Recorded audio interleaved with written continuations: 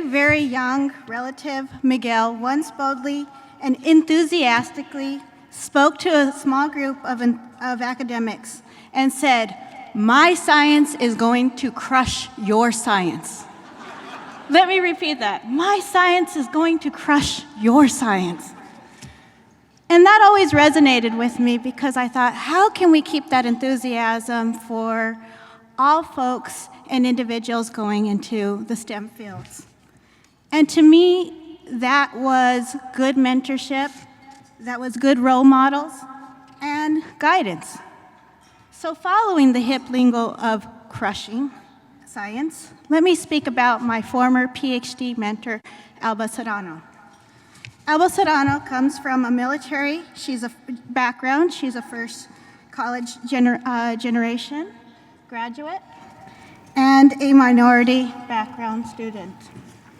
She received her undergraduate degree in physics with distinction from the University of Rochester and her PhD in biological sciences from Stanford University with an emphasis in biophysics and neuroscience.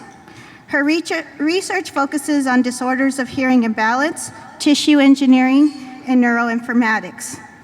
Her honors include New Mexico State University Regents Professorship, an NMSU Rouse Award for Excellence in Teaching, a Ford Fellowship, and a couple of other accolades. However, also, she is among 20 people selected by the U.S. Secretary of Human Health and Services to serve on the advisory committee to the Director of the National Institutes of Health, Dr. Francis Collins. At NMSU, Serrano has taught majors and non-major science courses for over 2,500 undergraduate and 500 graduate students. Serrano has over 20 years of experience with programs that aim to diversify the STEM workforce. She has served as a mentor for students in numerous programs for NSF, NIH, Howard Hughes, NASA, McNair, and a few others. She's a principal investigator and program director for NMSU's Endure and RISE program. Serrano has also worked with colleagues on NSF-funded initiatives to diversify STEM faculty and build nanoscience education. Over 100 NMSU graduate and undergraduate students have undertaken research in her lab while pursuing bachelor's, master's, and PhDs. Half of these students are undergraduate research minorities and half are women, undergraduate representative minorities, She has published over 80 articles and abstracts with their students. Many of these folks are doctors, professors, teachers, professors, researchers, and so forth. In fact, I am one of them. I met her as an undergraduate here at SACNAS.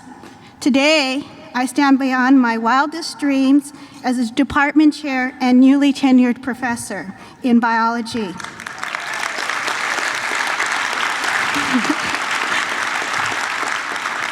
On behalf of all those students she has mentored and to those she inspires, we like to say thank you for the opportunity to crush science, reach new heights and dreams, and help be part of our lives and future.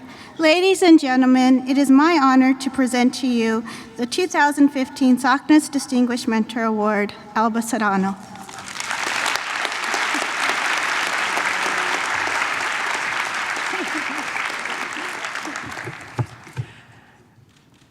You're a beautiful sight. What can I say, standing up here, seeing so many wonderful faces.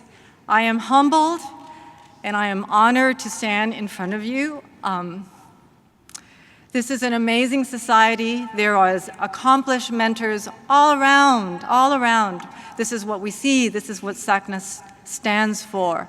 And to receive this award and to have heard Dr. Healani Chang sing to us, where else could you go to a conference and hear a beautiful colleague, a distinguished mentor sing to us? What other scientific conference would acknowledge the multidimensionality of who we are? So I want to talk a little bit today about the role of students for a mentor. We often hear about what mentors do for students, But in fact, I think students do much more for mentors.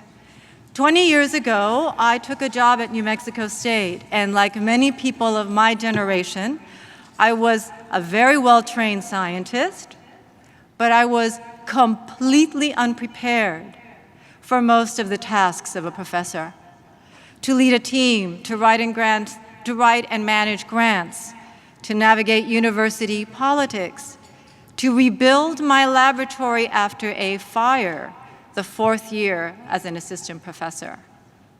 How did I survive this? It's because of students. My students have challenged me to be every day a better scientist, a better teacher, most of all, a better human being. They have pushed me beyond my limits. They have demanded that I deal with my limitations as a scientist and as a person. And I am grateful to them beyond belief. I'd like to introduce you to a few of the New Mexico Strong crew here. New Mexico, okay. Woo! So, New Mexico. These are students with whom I've worked in my classes, in the programs, who work with me in the laboratory.